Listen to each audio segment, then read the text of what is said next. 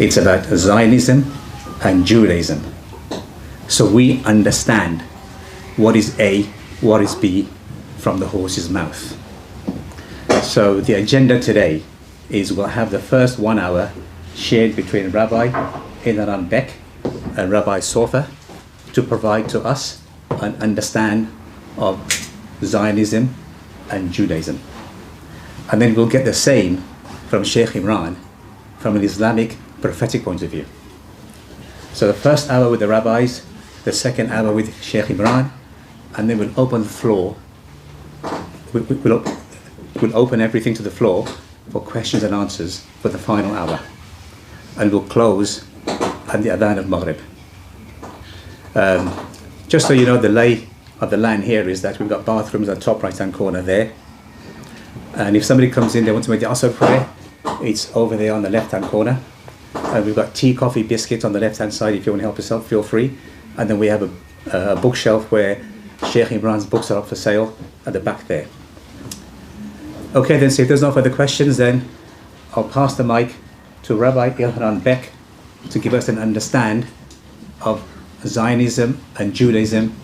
When did it start? How did it start? Where is it heading? And how will it end? Thank you, Rabbi. Okay. Thank you. Hello. Thank you for giving the opportunity to speak and to bring out the differences between Judaism and Zionism. Bring the microphone close. Hello? Yeah. Yes. Okay. Yes, to explain what is that Judaism and what is Zionism.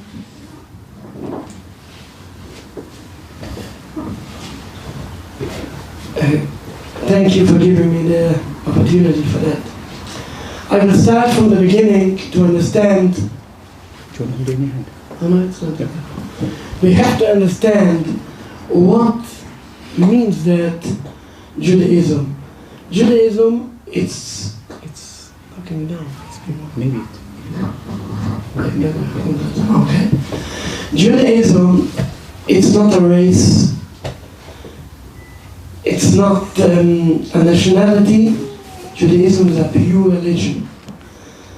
As I see, most of the people, maybe all of the people are here, Muslims, they will understand it much better. By speaking this way, they will understand it better. What is Islam? Islam is a religion. You can be a Muslim, an English Muslim, a French Muslim, you can be a Chinese, you can be a black, a white, it's no difference. Everybody who believes in the principles of Islam, he is a Muslim. Everybody who don't believe in these principles, then he is not considered as a Muslim. If somebody will tell you, I'm a Muslim, but I'm a non-believer, what you will tell him? Sorry, you are not a Muslim. He will say, how you can say that? I'm already a Muslim 10 generations. You will ask him again, you believing or you don't believe? He say no. Then you will tell him, you are not a Muslim. Because Islam is a religion. Have nothing to do, no depends where do you live, no depends on which background you're coming. And the same thing, if somebody going away from Islam is not counting as a Muslim. If somebody converts to Islam, he's the same Muslim as you. No difference on which background is coming. I'm sure I'm right. Yes, alhamdulillah. The same thing is Judaism. Judaism is a religion. It's not a race. It's not a nationality. This is a pure religion. Everybody who believes in this religion, he is considered as a Jew. Who not, unfortunately, is not a Jew. This is not my word. This is the words of Maimonides. I'm sure that many people here knows about Maimonides. He put it in Principles of Judaism in Sanhedrin, Sof Perik Chelek. Then he said everybody is clear in these principles is considered as a Jew. Everybody is not clear in that, is not considered as Jewish. Maybe he have the power to call himself Jew, he can do whatever he wants if he have the power to. But if you're looking in the reality, he is not a Jew. If somebody will say, I'm not a believer, but I'm a Muslim, and he have the power to stole the name of Islam and to make a big propaganda that doesn't give him the right that he is not a Muslim at the end of the day. He can say whatever name he wants, but he is not. It depends if you believe in it or not. The same thing is Judaism. So I'm coming back to the point, what is Judaism? Jews, God gave them the Torah on the 3,500 years on the Mount Sinai. And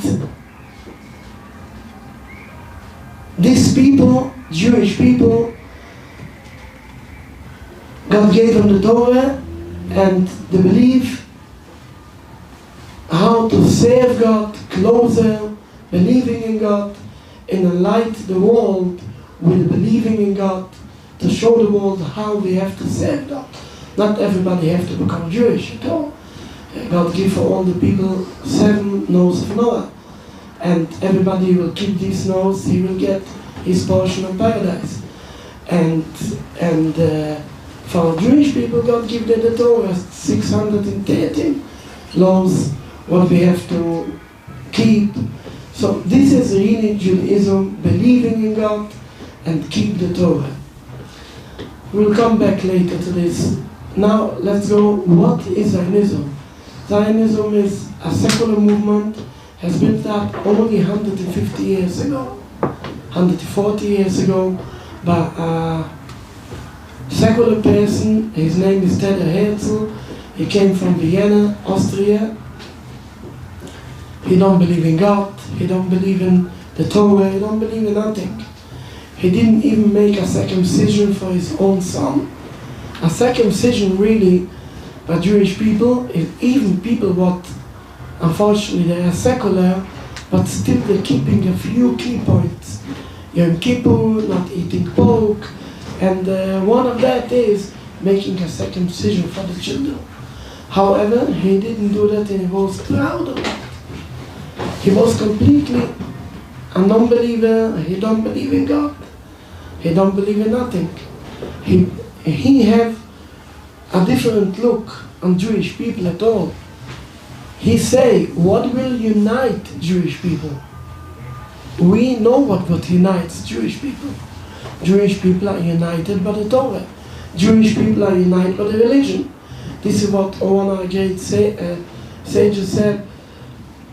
One of the great rabbis, Rabbi Sati Guan, Ein imuseini imu elo b'terusa.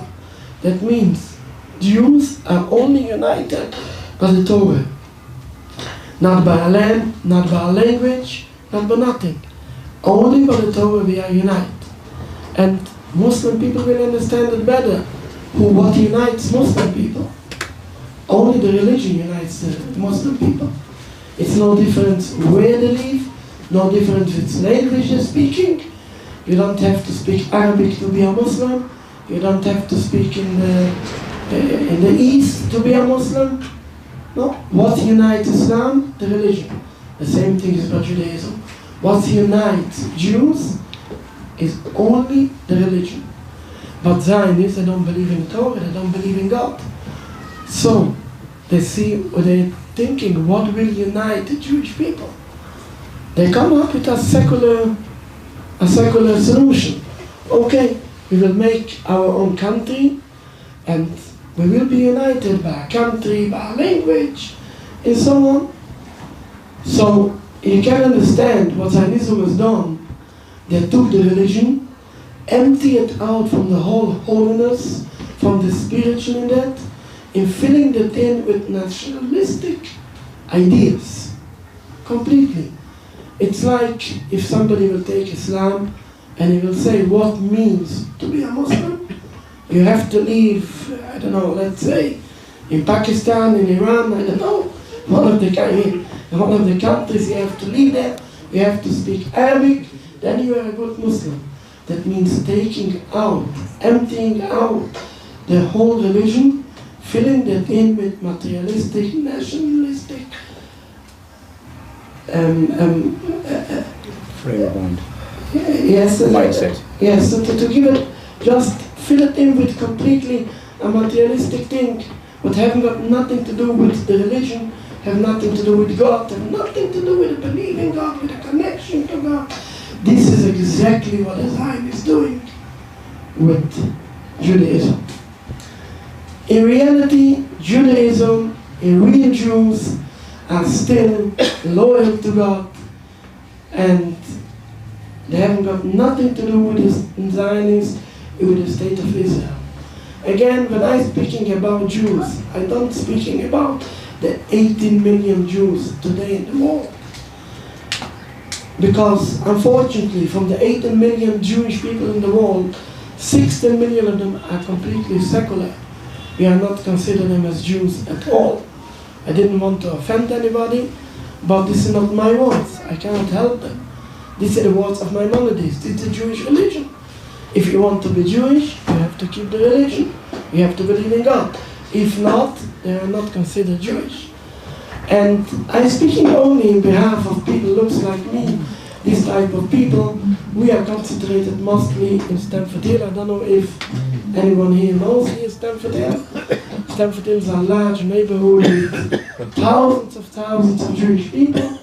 In Stamford Hill you will not find even one Israeli flag in the whole area.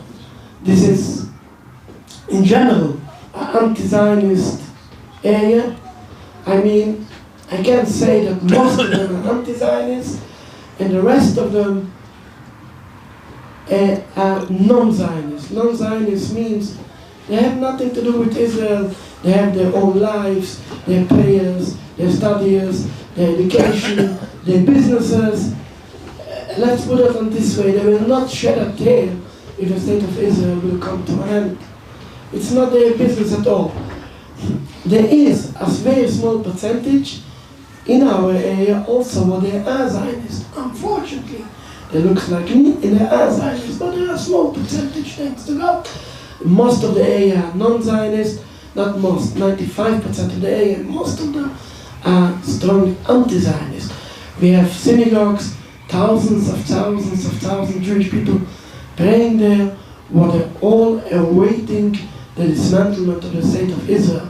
Of course, everybody looks for peaceful dismantlement, nobody looks for bloodshed, but all of them praying and awaiting the dismantlement.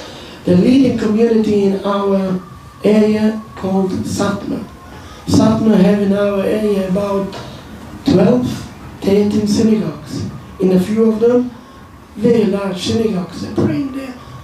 Thousands of people. In Satmar is not the same as in Turikat, and not agreeing with everything what we're doing.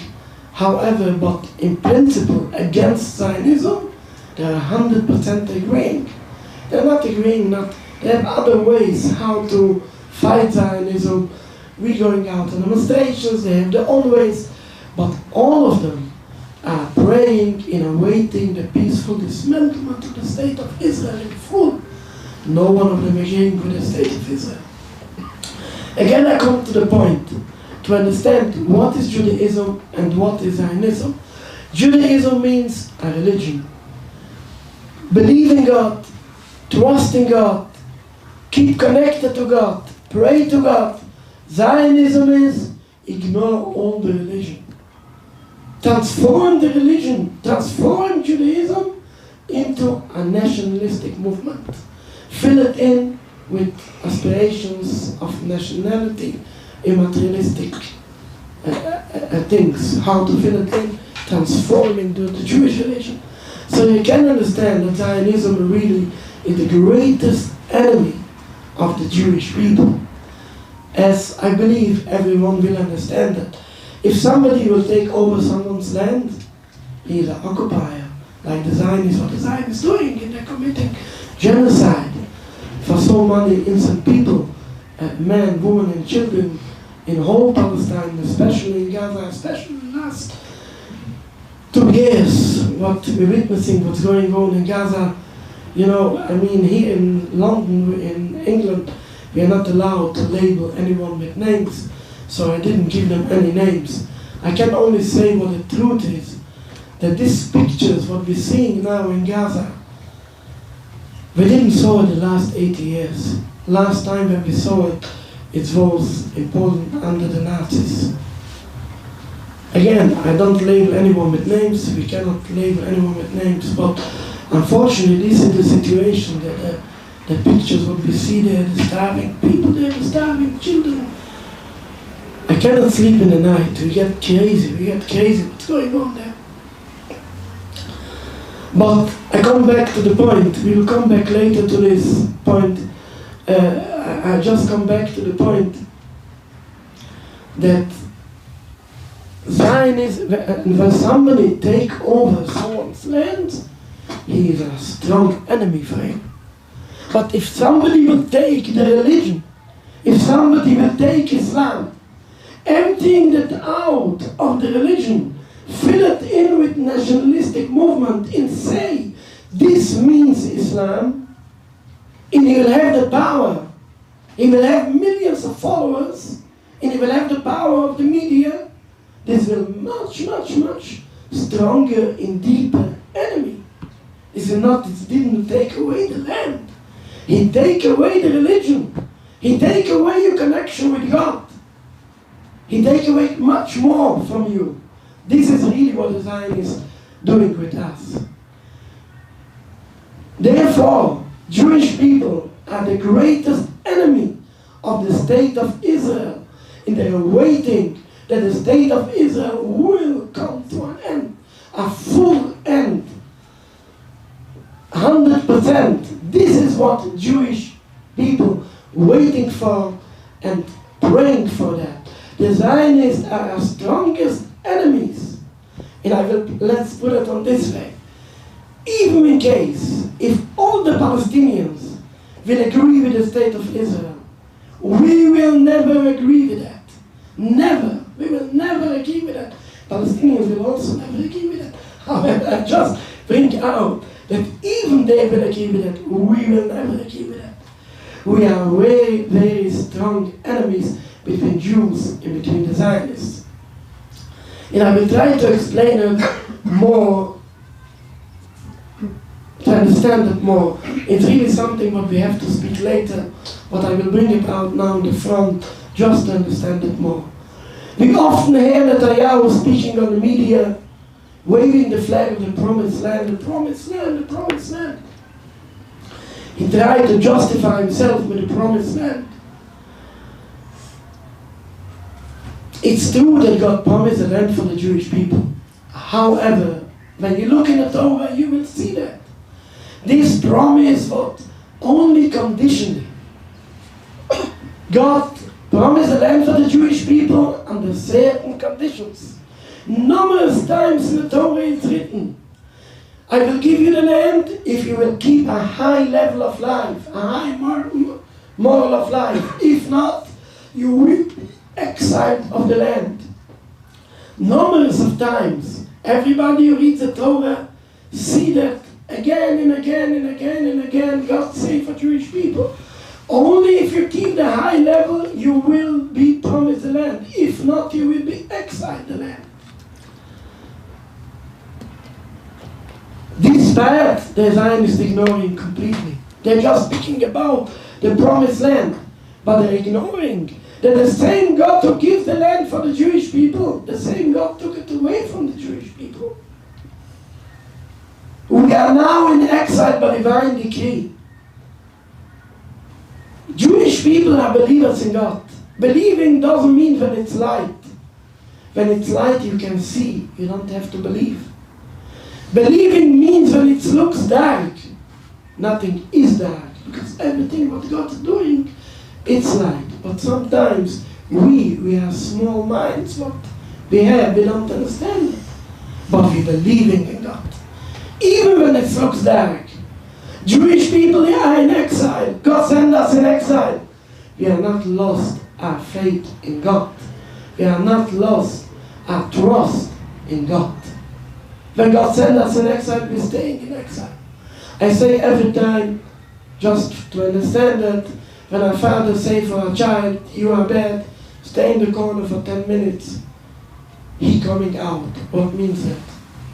Couldn't care less about your punishment. Rebellion, I do whatever I want. The same thing when God sent Jewish people in exile. We staying in exile. We are not going out of exile by force. We are staying in exile. We take the punishment of the Almighty. We are not rebelling against Him. In reality, God promises to take us out from exile. We have a messianic belief. We will come back later to that maybe. I just want to point out, don't make a mistake, that Messiah will not be another Netanyahu. Messiah will not kill innocent men, women and children at all. Messiah will not come with physical power at all. Messiah will bring a spiritual man. He will bring a spiritual in our heart. Everybody will willingly serve the same God in harmony and peace. Maybe we will come back later to this point. Just, I mentioned Messiah, don't make a mistake. Messiah is not the same thing as Netanyahu at all. We Jewish people are believers in God. When God sends us in exile, we accept the decree of God. We are not rebellion against Him. The Zionists from the other side, they are non-believers, not in God, not in the Torah. So the Zionists say, why we are in exile? Why? They don't believe in God. They don't believe that God sent them in exile. Why we are in exile? They're saying, Eina nili mili. If we will not help ourselves, nobody will help us. This is what the Zionist slogan. We have to stand up. If not, nobody will help us. They lost the trust in God completely. And they say, we have to rebel against God, against the decree of exile. Coming out, build up ourselves. This is the Zionist movement, but it's only 130, 140 years. So you can understand that Judaism is built up on trust in God, on loyalty in God, connection to God, even in dark times. Zionism is built up on don't believe in God, don't trust in God, rebel against God, help yourself, don't look on God, don't wait for Him. This is, you can understand that Zionism and Judaism are extremely opposite each other. It's in basic, they're completely opposite. Judaism is believing in God, trusting in God. Zionism is don't believe in God, go away from God. So you can understand Judaism and Zionism are diametrically opposed each other. This is, even the Zionists will build up the state in a free country, not on the head of Palestinian people. Especially when they're doing that on the head of other people by kill them, and by rob away the land from them. Of course, in the Torah it's written, don't kill, don't steal. This is in the Ten Commandments. This is exactly what the Zion is doing. Because when you lost you believing in God, you lost all your humanitarian. Integrity. Yes. You lost everything. The Zionists are behaving, again, I can't label them how they're behaving. Savages. But it's unbelievable what's going on there in Gaza. And of course, it doubles and triples the crime, more and more and more, 100 times more. And it's written in the Torah not to kill and not to steal the land. According to the Torah, the state of Israel have no right to exist, even not 1 inch of a land. We don't believe in a two-state at all. Because Jews are in exile, we have no right to run any land, even not 1 inch of them. According to the Torah, the whole land, from the river to the sea, should go back to the Palestinians in full.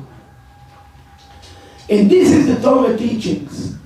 And this is why we're coming out to explain for people. Unfortunately, the Zionists have the power of the media.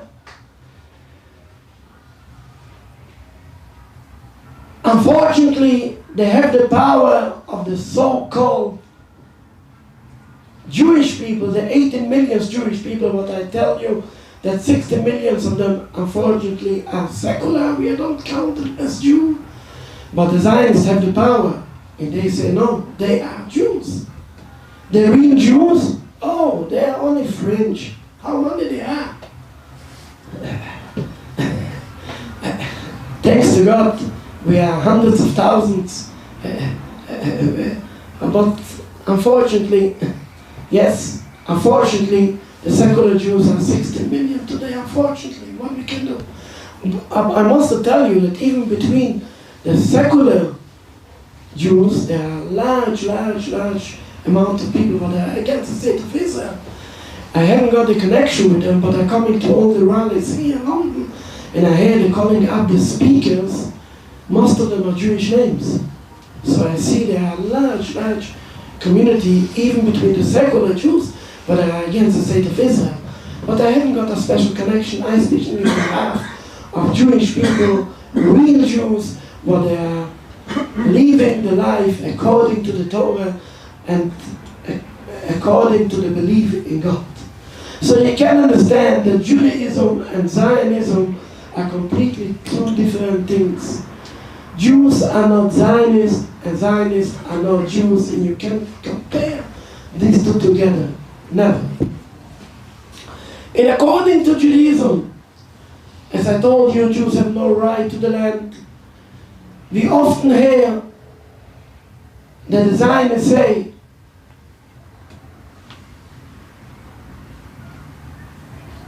we have the right to defend ourselves. And the same thing you hear, unfortunately, from our government and the other government. Israel have the right to defend themselves. But I ask you one question. Who gives you the right to be there in the first place? It's not your land. You robbed the land from the Palestinian people. Give them back the land. That's all. You can't take over someone's house and then say, I have the right to defend myself. Give back the house for the right owner. The same thing should happen in Palestine. Give back the land for the right owner. You haven't got the right to defend yourself. It's not yours. Give it back for the Palestinians. The Zionists say there are no Palestinians. They've never been there. Palestinian people. What means a Palestinian? This is people without a land to a land without people. It was an empty land. I answer every time, no different how you will call them. But a land belongs to the people who live in there.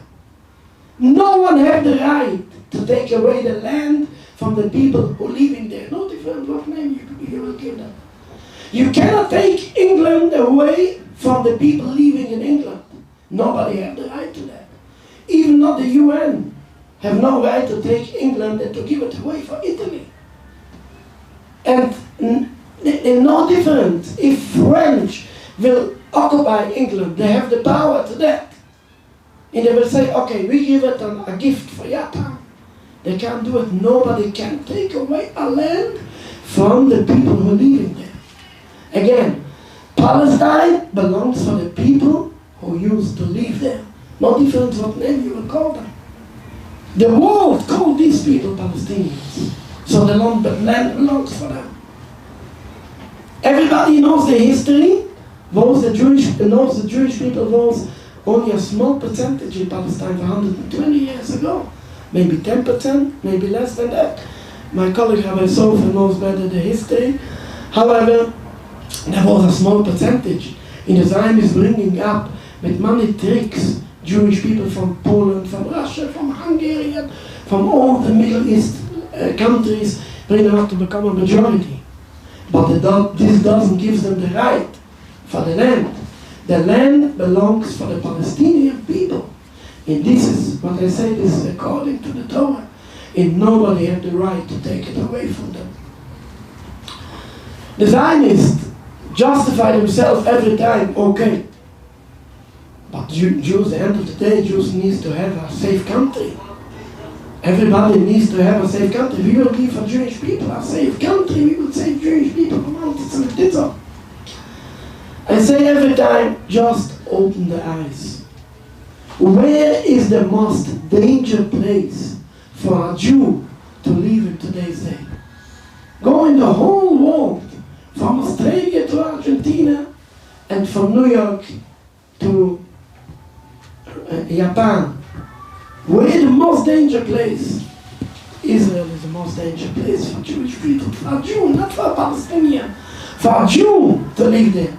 I give the example every time. I live here in England already 40 years, about 40 years. I never saw English soldiers in the street. You can't see them. This means a safe country. In Israel, every small child see in daily life soldiers, tanks, weapons. This means safe. This is the most unsafe place for Jewish people. Not to speak for Palestinians, for Jewish people, the most unsafe place.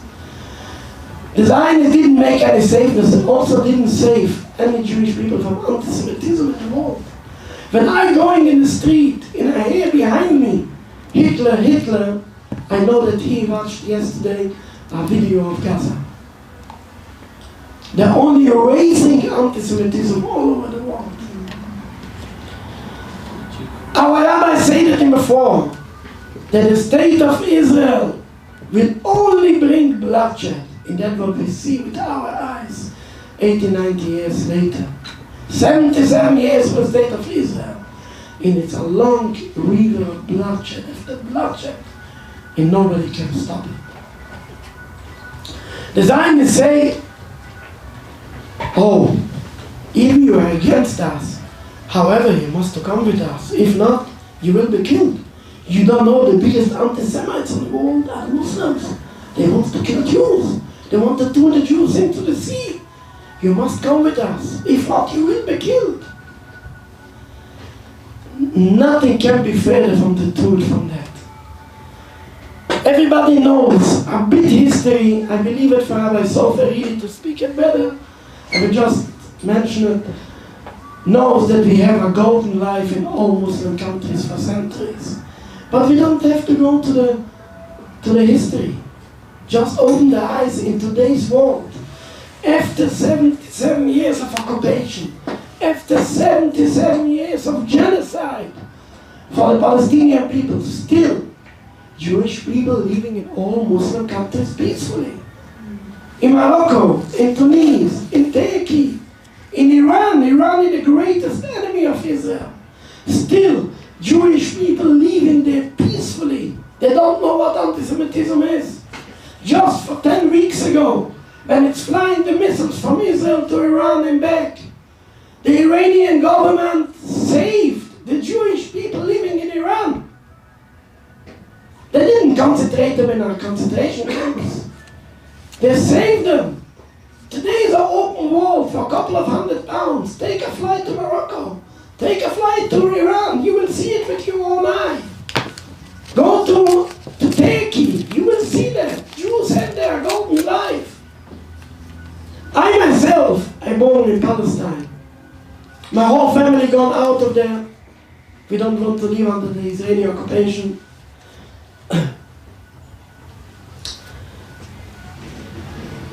I'm already 7 generations there in Palestine. My mother, she's already over 90. God should give her a long and healthy life. She told me she remembered we used to live with the Palestinian neighbors, such a good relationship. We used to babysit each other, the children. She remembered that the neighbors bring the children to her parents to babysit them. And her parents bring the children to the Muslim neighbors, to the Palestinian neighbors to babysit. They have a golden life there in Palestine. How can people deny that? Here in London, there are many rallies. I'm going to all of the rallies here in London.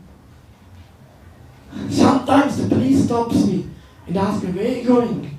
I told him I'm going there to the rally. Oh, they will kill you. I must say I didn't criticize the police. I mean, I'm thankful for them, they want to protect me. However, I told them, you don't have to protect me, just look, I will show you a miracle. I'm going in between hundreds of thousands of Muslims. I'm still alive. I'm sitting here. Nobody kills me, everybody welcomes me. Muslims have no problems with Jews. They have a problem with the occupiers. They have a problem with the people who are making genocide. I will tell you one story. We was invited in Turkey for about 18 months ago, 3 months after 7th of October. We was invited to a conference. In the middle of the conference, Ismail Haniyeh appears there. I believe everybody knows who is that. He's the leader of Hamas at that time, unfortunately.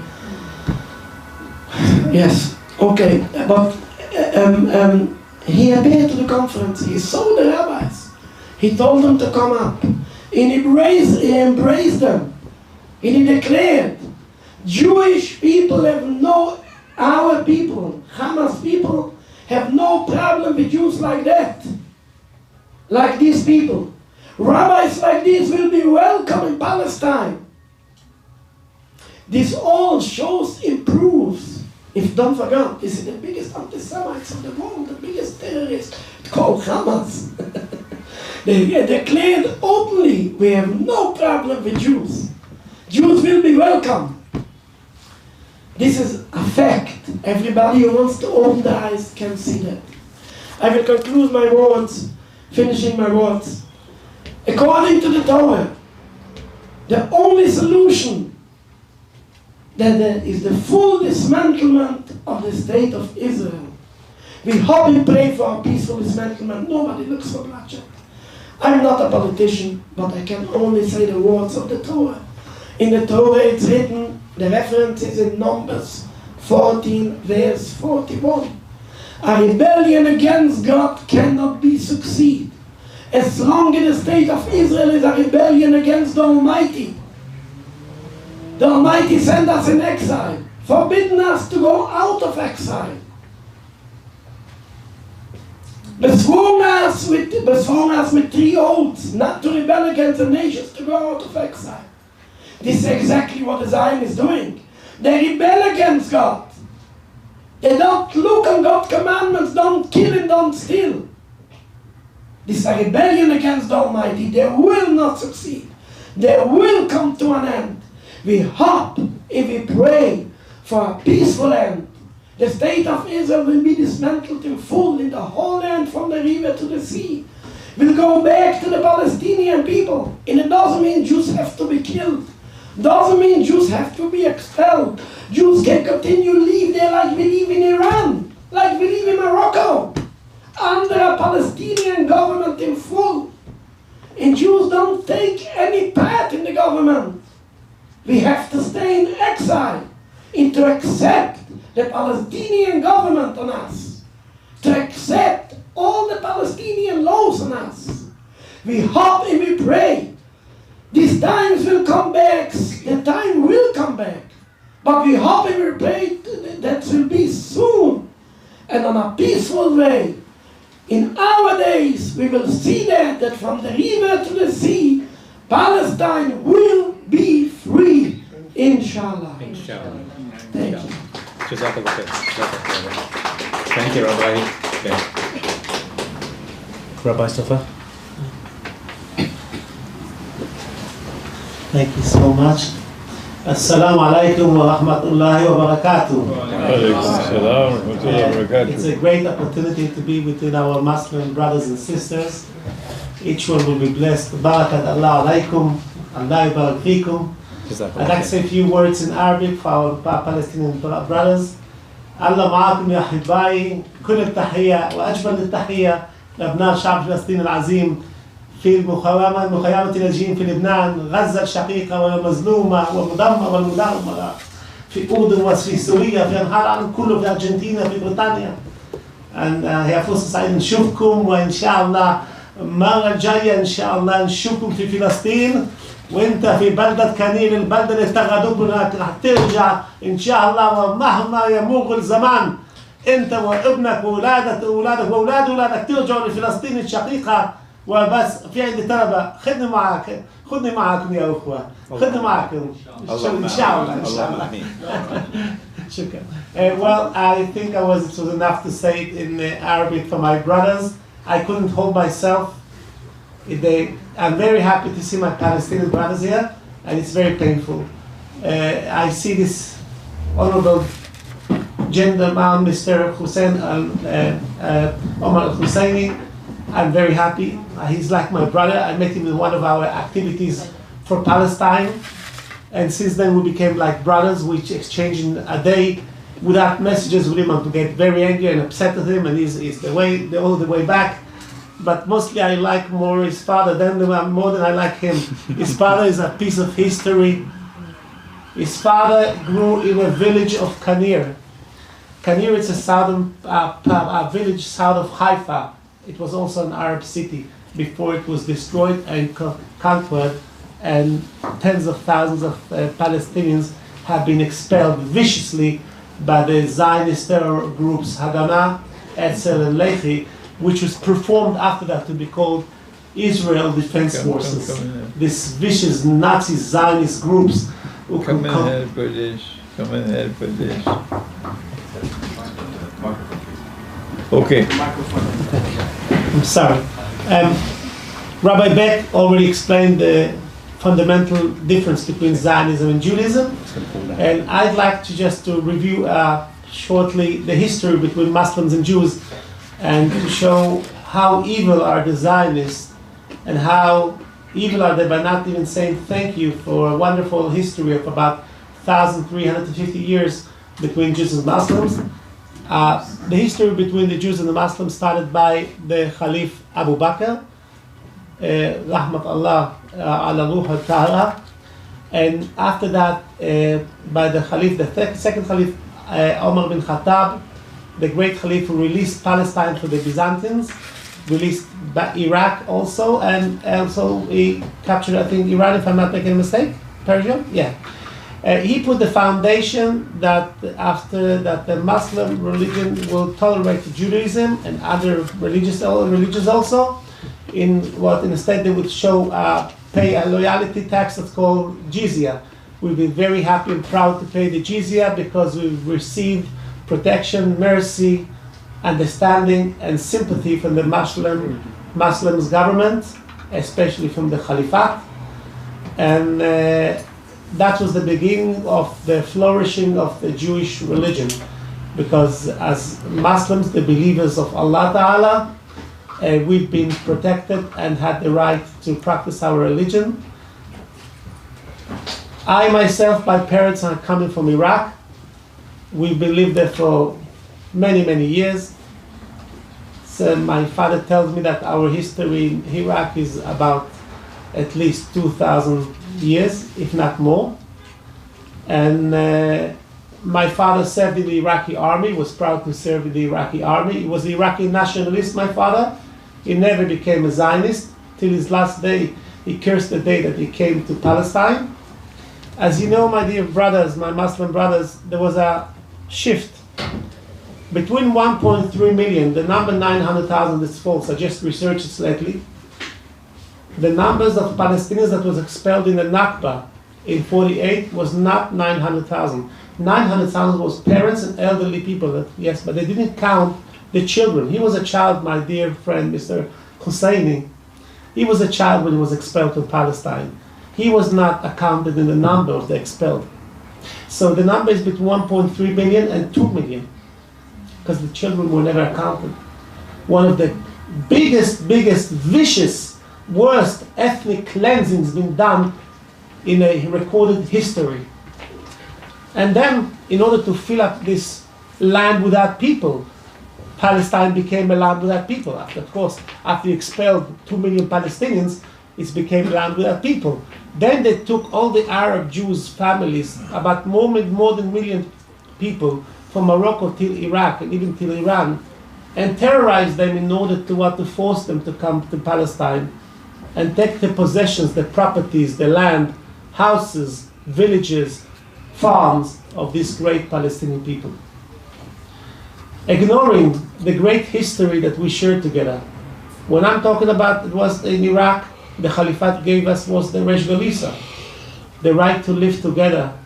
The Resh Galisa was a descendant, a grandchild of King David. When I say grandchild, it means like throughout the generations.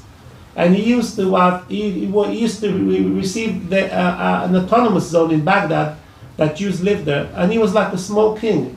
He used to come every day to visit the Caliph. He used to kiss the hand of the Caliph, and the Caliph used to tell him, "How are you? How is the community? How is life?" And the Caliph was interested about how the Jewish community are flourishing. And this Resh Galus, this Jewish leader, used to receive a Muslim guards. He had a security bodyguards. And when he used to go in the streets, the Muslim soldiers used to say in Arabic, "Amanu makan lil ibn Dawood," which means make a space for the son of David. That's how the Muslim used to respect us, protect us, and be tolerant to us. But that's only in Baghdad. Who's talking about later? Even the Caliphate from Bet Umayyah, which was about close to 90 years, and the kings of the Caliphate from Bet Umayyah was great for us. And after we enjoyed from 500 years of the Abbasidi Caliphate. But Abbas, which I think it was founded by the Caliph Abu Safa, and Abu Safa also put the foundation of Jewish protection. He welcomed a lot of Jews to work in his government. Who can forget about the glorious Harun al-Rashid? Most probably you know about him. Harun al-Rashid used to give 1,000 dirham, which is I think it's a silver coin for charity, which many poor Jews enjoy that. Used to be a whole line of poor people used to come to his palace every day, and he used to give a lot of charity for the people, for the Muslims, the poor Muslims. Among them, poor Jews that used to receive this charity, daily charity Gift. for the gifts of the Muslims. My father's and mother's neighbors used to come to give potatoes, dates, and a sheep, a small sheep for the Pesach. Pesach is very expensive holiday. We used to receive it with thanks from our Muslim brothers, because my family was considered a very poor family. They were very needy family, and the Muslim neighbors they noticed that, and that's how they behaved them. As you know, charity by Muslims is a great thing, and they didn't avoid giving zakah for the Jews. They gave a lot of zakat for the Jews. In the time of the Farhud, there was a Farhud which basically, I think it was a pro-Zionist, plot in order to put the foundation for the deportation of Jews, Iraqi Arab Jews from Iraq. There was about 100 Jews were massacred. No one knows exactly, but who were there. But when all the Baghdad Jews, Basra, Hanakil, and Mosul, were saved by their neighbors. My parents used to live in the second floor, and I think Mr. Husseini knows about this story. And the landlord saved my whole family, 14 members that used to live in the second floor. They came to kill the family, and the landlord stood with a sword, and he didn't let them to kill my family. That's my mother every year. See, when she used to commemorate, to remember this day, she used to tell us how we've been saved by our Muslim neighbors. My mother remember how the landlord used to take 2 wagons with food, with a kosher, proper Jewish food. He knew that the Jews doesn't eat non-kosher, so he just told them, "You go to buy the food, I'll pay for it." And then he used to go to 2 cities, which was very important cities for the Shiite Muslims, Najaf and Karbala. And my mother used to tell me how they used to go to the river there, and how to give you cities. It's a very beautiful cities. Both cities, unfortunately, were destroyed by the American invasion of Iraq at the time, when the Saddam Hussein were toppled. After that, it was like about insurgency, and they destroyed these old cities, which was very beautiful. city. I used to ask my mother, do you remember the old city? She said, yeah, of course, I've been there many times. The Muslim Nabi used to take us there. I told her, you should know it's been destroyed. She was crying because she remembered it was a very beautiful place. So, but Chaim, are you sure it was destroyed? Unfortunately, it was destroyed because my mother was very, very, very. When Palestinian people used to come to visit us and come to sell, making like some Palestinian merchants used to come from Gaza. At that time, Gaza was not closed yet. They used to come to speak with us, and they said, "Where are you from?" I said, "Oh, you're Iraqi. We can see on your accent that you're Iraqis. Why did you come here to Palestine? What happened?" He said, "The Muslims were not good to you." I said, "What can we do? We've been terrorized to come here." I said, "Well, we know about it. They knew about it. People from Gaza." By the way, the most 80% of the Gazan people belong to Palestine, to the ancient Palestine, southern and central Palestine, like Ascalon, Ashdod, Jaffa, Beersheba, yeah, and unfortunately now the Gaza people are facing a second Nakba, a second disaster, a second expulsion and genocide. But it's not second genocide, it's only one long, it's its old chain of a long genocide of 77 years.